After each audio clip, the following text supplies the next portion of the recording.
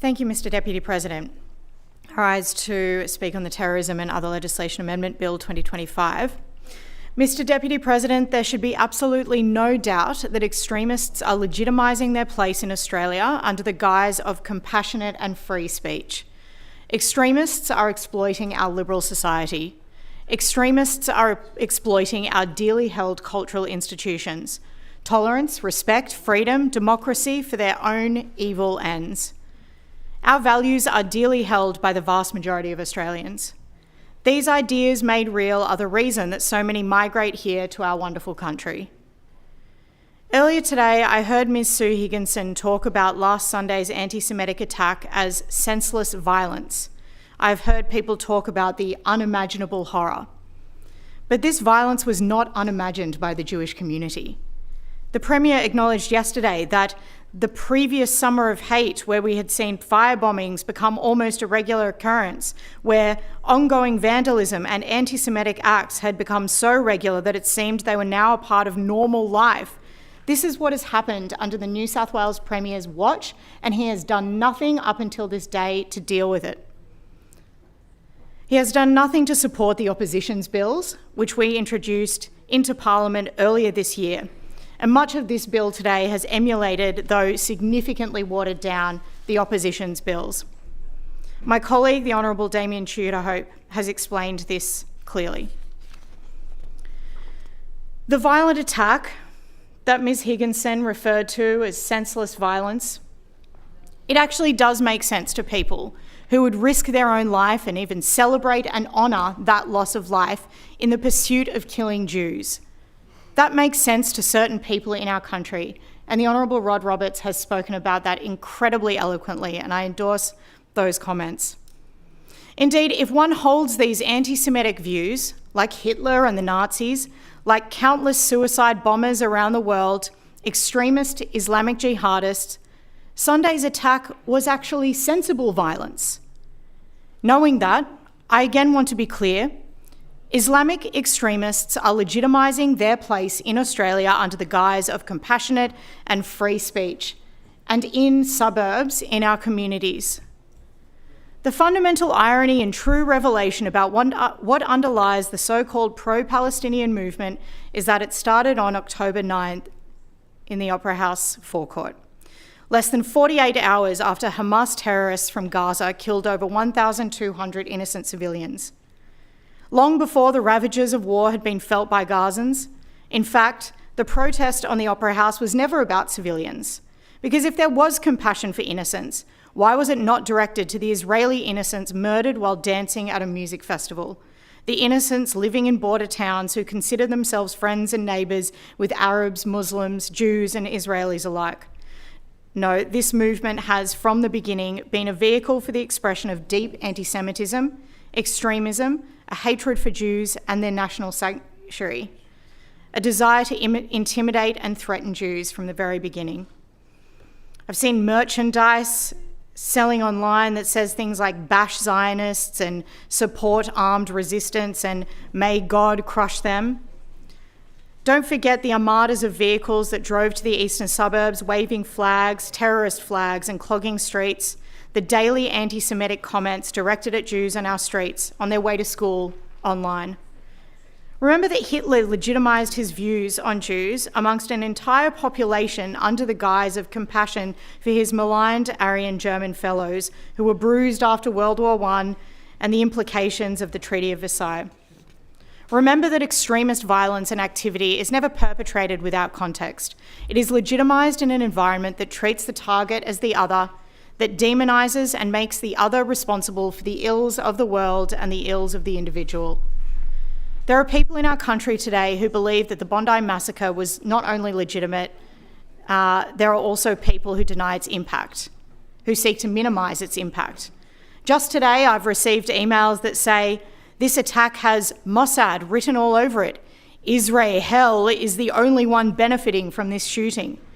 Emails questioning that the attack last Sunday was an attack directed at our Jewish community at all. Are you kidding me, they said. That I am making up that there was any hate at weekly protests. This should frighten us all. I've heard that someone in Sydney has reimagined the confessional post-World War II poem Habe ich geschwiegen, that is, First They Came, by Pastor Martin Niemöller, made for the present time. I'm sorry I don't know the author's name, but I heard her quoted. First they came for the Opera House, then they came for the Harbour Bridge, and then they came for Bondi Beach. Extremists might target Jews first, but as a politically outspoken woman, I'm sure I'm not far down the list. At the gates of this very parliament, neo-Nazis have felt empowered and were utterly unencumbered in spewing anti-Semitic tropes. Today in Sydney, a well-known Australian graffiti artist feels confident to, as explained in the AFR today, paint a mural in direct view of Jewish businesses depicting Jews as parasites who were controlling the foreign policy of the nations in which they were living. It is disgusting, and it is becoming normalised in our city and our state and our country. As elected political leaders, we shoulder a deep responsibility for the political environment of our state. And in that context, I ask honourable members, what will they do now? Because we heard a lot of words yesterday, but now comes the time for action. This morning, I listened with great interest to the Honourable Dr. Sarah Kane on 702. Dr. Kane firstly said that she couldn't run us through the laws that were being passed today because she is not a constitutional lawyer, which begs the first question, will the Honourable Member be voting on this law, or indeed any law, given she is not a constitutional lawyer, and that is apparently a prerequisite for explaining the purpose of a bill? Next, Dr. Kane declined to comment when asked by the journalist Emma Crow things that people find distressing in the Jewish community. They keep pointing to this idea, this phrase, globalise the Intifada and IS flag and things like that, symbols and chants that they say are anti-Semitic. Do you think it's fair enough that those sort of things are banned in a protest? More equivocation from Dr. Kane and no commitment to actually listening to the Jewish community facing the grim reality of intifadas perpetrated against the Jews, innocent civilians over decades, and today being made real in our Sydney suburbs. Yesterday, Dr. Kane said, we must continue reflecting beyond today and beyond tomorrow to understand how acts as atrocious, damaging and traumatising as this could take place in a city that we all love and that until recently had been known for its peaceable community. The level of self-reflection has led me somewhere I have not been for a long time. Well, I welcome that self-reflection, and I urge Dr. Kane to reflect on her own community that she says she stands up for their right to protest, and it would seem to shout things like globalise the Intifada, which is a call for violence against Jews in every real manifestation of the concept since the 1980s. I urge all honourable members to reflect on the fact that the peaceable community Dr. Kane imagines in our city has in fact not been peaceable at all since October 7, 2023, that our city has had anti-Semitic violence and hate and intimidation brought upon it since this date, aided and abetted by so-called protest movements and extremist apologists, including people in this chamber. So, in the face of all of this, will Dr. Kane have the courage of her convictions? To vote against her government's bill, to continue the protests and the hate speech, to act in line with her public statements on radio today, to act against her caucus. It was nice to see that honourable members in this chamber can unanimously acknowledge the evils of anti-Semitism. What is harder is actually listening to Jewish leaders about what constitutes anti-Semitism, and then living those ideals in the way in which you run a government.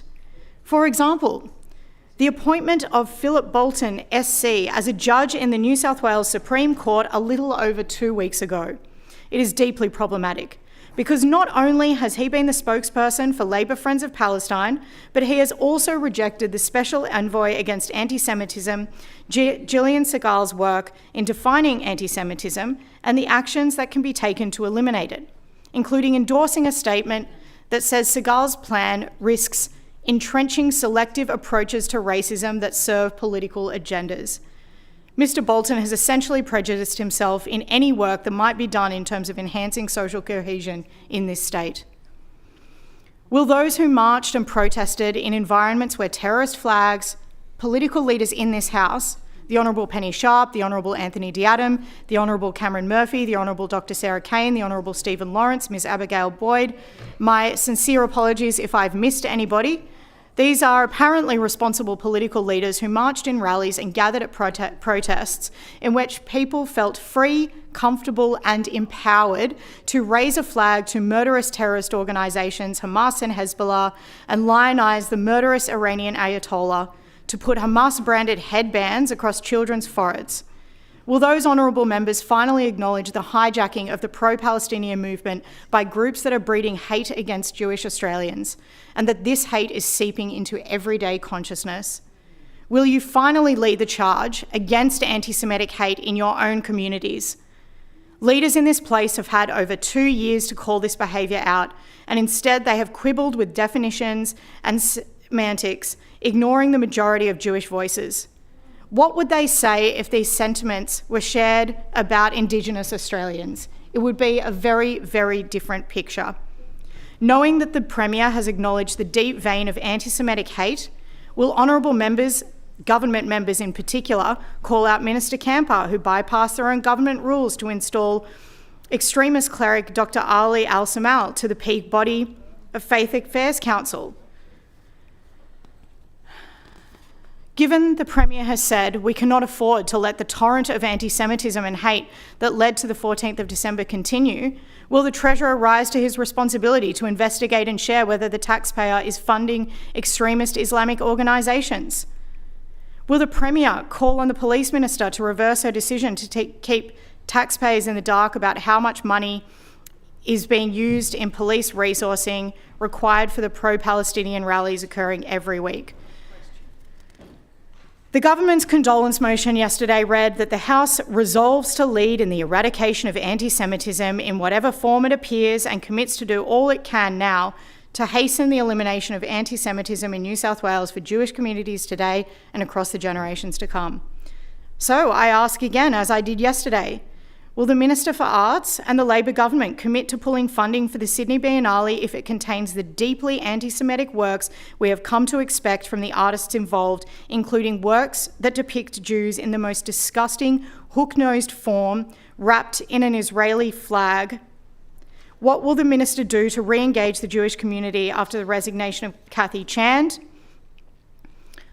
And given that that motion also stated that the House rejects anti-Semitism unequivocally and hatred and intolerance in all its forms and recognise they have no place whatsoever in our modern multicultural community, will the Minister inquire into why Clementine Ford was allowed to co-curate the taxpayer-funded organisations, the Sydney Opera House's All About Women event, given her deeply anti-Semitic rhetoric and threats to the Jewish community?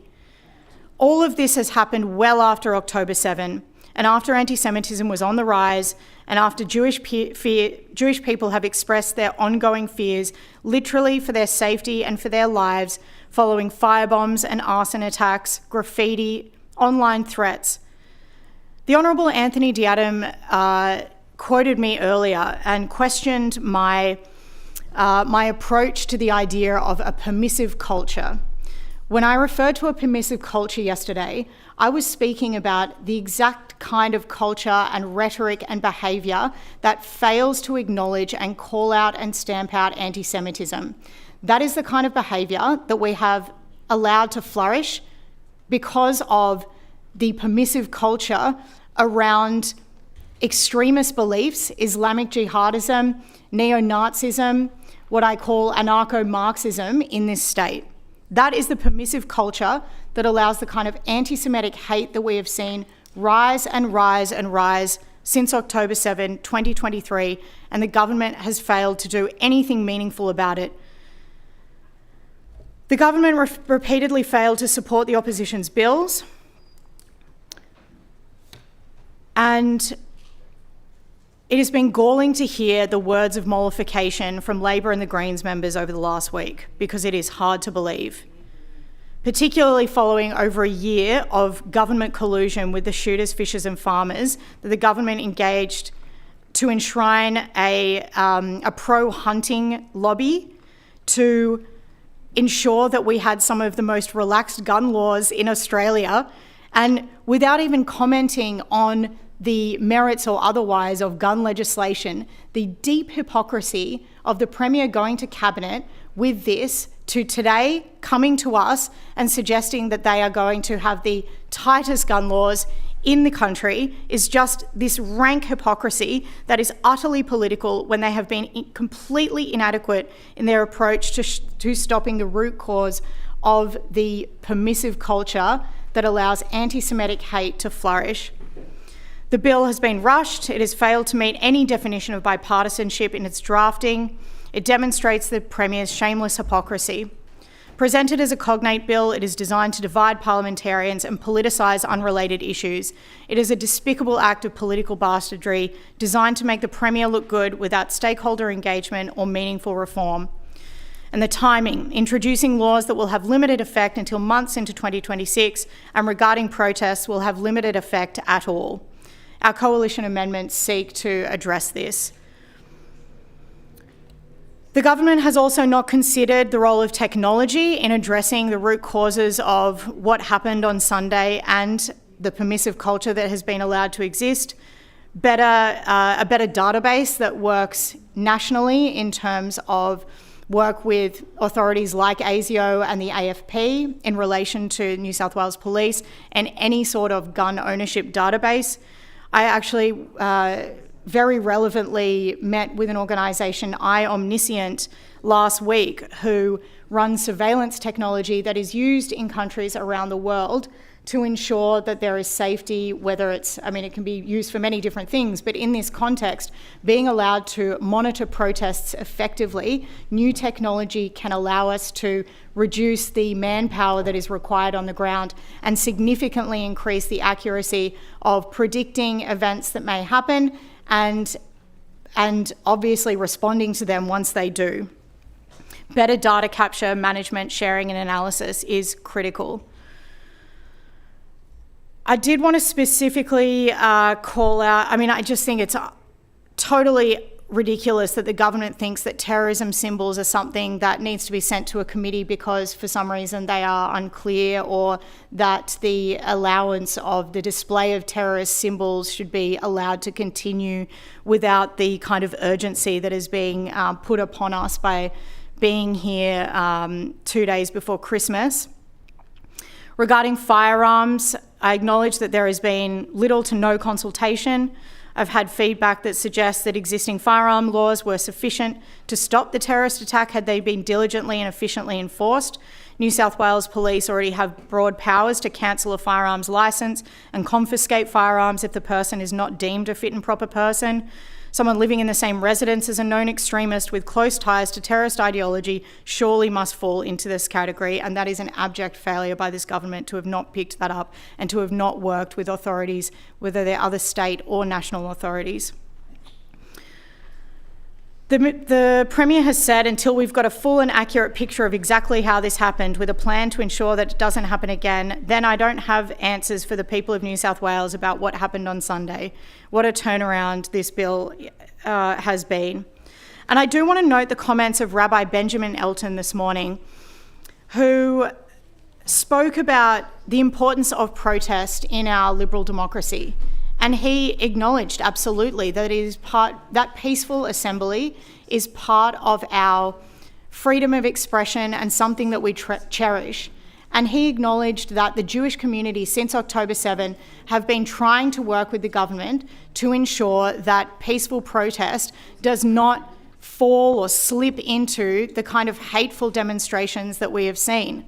The problem is that leaders in the communities in which these protests are occurring are not effectively stamping out or defining or delineating the differences between legitimate protest and hate-filled anti-Semitic speech and the kinds of people who are being encouraged to get involved in these protests for entirely, I would say, of course, the wrong reasons. We need to ensure that peaceful protest is protected if it is responsible. Rights are not absolute in this country. We have proportionality, we have laws, we have this parliament, we have a democratic system that allows us to engage in these matters because it is critical that we allow discussion, it is critical that we allow the right laws for the right time. I'm supporting, of course, our coalition amendments to this bill that will be moved by my colleagues in line with the bills that the coalition has moved before. this day and at the beginning of the year. The government has had to come to this place because it has failed to do what it should have done more than 2 years ago.